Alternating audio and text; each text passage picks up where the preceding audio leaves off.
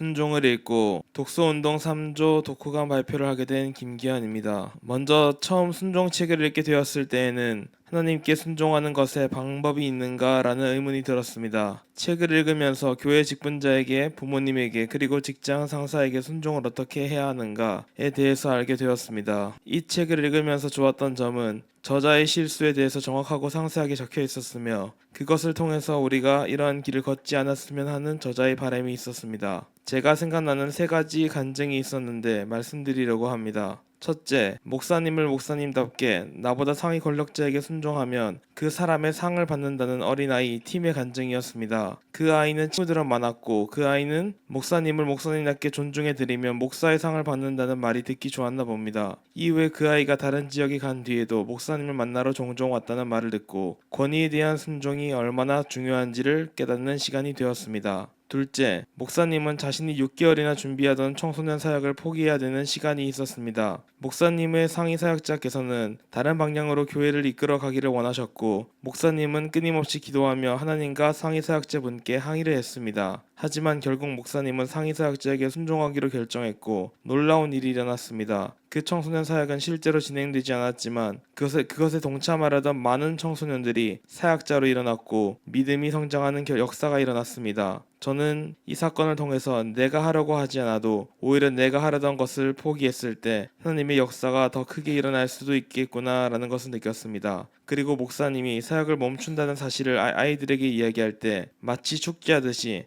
하나님께서 우리를 보호해 주셨어, 막아 주셨어 라고 선포했던 내용도 참 기억에 남는 것 같습니다. 셋째, 가장의 기억에 남았었던 간증이었는데요. 부모에게 순종해야 할 때와 순종하지 않아야 될 때를 다룬 간증이었습니다. 목사님은 사역자로 처음 부르심을 받을 때 부모님의 말씀을 듣지 않고 사역자의 길을 걸어갔습니다. 하지만 목사님의 진정성 있는 모습을 보고 부모님도 사역자로서 목사님을 인정하시고 두 분 다 기독교인이 되셨습니다. 하지만 부모님의 말씀에 순종하지 않아서 크게 혼나는 사건도 있었는데요. 방을 구하던 젊은 시절의 목사님이 어떤 큰 사역을 하던 사역자와 같이 방을 구하게 되었는데 부모님은 그렇게 하지 말라고 조언하셨습니다. 하지만 아들은 사역자의 그 사역의 아름다움에 빠져서 부모님의 충고를 무시하고 계약했습니다. 그 결과 그 사역자는 그 사역에서 쫓겨난 탕자와 같은 삶을 살고 있는 사람이라는 것을 알게 되었을 때 어마어마한 돈의 지출이 빠져나가고 있었고, 존 비언 목사님은 부모님의 충고를 듣지 않은 것을 후회하게 되었습니다. 기억에 남았던 내용은 믿지 않는 부모님의 말씀에 순종하는 것도 필요하다. 아니, 해야 한다. 하지만 하나님의 뜻에 반한다고 생각하는 내용, 주일 성수나 11조는 강력하게 밀고 나갈 필요도 있다라고 말씀하셨습니다. 저 역시 하나님의 뜻에도 항상 순종하고 나보다 상위 권력이나 권위를 가진 자들에 대해서는 그들의 말이 성경적으로 옳지 않은 것을 제외하고는 무조건 순종해야 한다는 것을 깨달았습니다. 앞으로 저의 삶에 하나님의 것은 하나님에게, 가이사의 것은 가이사에게 드리는 은혜가 가득하기를 기도합니다. 감사합니다.